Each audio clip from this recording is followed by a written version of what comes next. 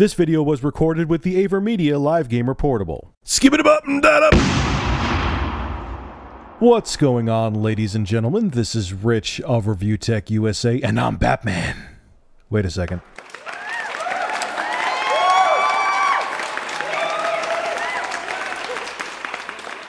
So today's shout out goes to YouTube user Courtney YX17. I'm pretty sure I said your YouTube name right. I'll have a link to her channel below in the description. And Microsoft is exposed. Kind of. Not really, but yes, not the way you're thinking.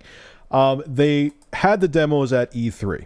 If you remember, you know, when you go to E3, they have the games, they show them on screen, they have playable demos when they're having their conference, and then afterwards you could go play the games on the floor.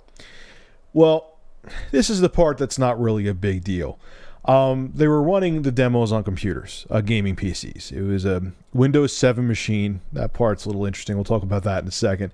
Running a GTX 780 video card. That part's also interesting. We'll talk about that in a second as well. A lot of people were like, oh my god, conspiracy, conspiracy, they're not using the actual console. It's common practice, man. It's been done throughout history. Perfect example, when they first showcased Gears of War back in 2006, they were using a gaming PC with two 6800 Ultras in it. I believe those were the cards. Whatever, it was a gaming PC with high-end video cards in it. It wasn't actually the Xbox 360 console. So it happens. It's happened time and time again throughout history. That's no big deal. But if you really think about it, the thing that is a big deal is two things. The first one, you're using an AMD Radeon chip in the Xbox One.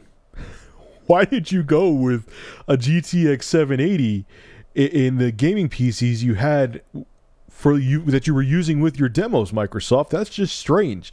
Like, you know what your video card is. You're using AMD video cards. Why did you use NVIDIA video cards in the PCs that you were showing off demos for your Xbox One games with? It's just strange to me.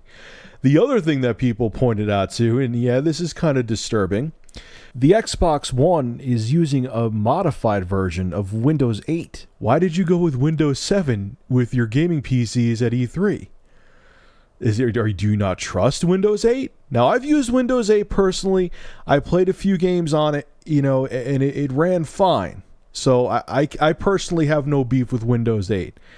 But is there something that you're not saying? Is it not stable enough? You know, and the other thing is, too, I have to say this, it's really like at the 11th hour.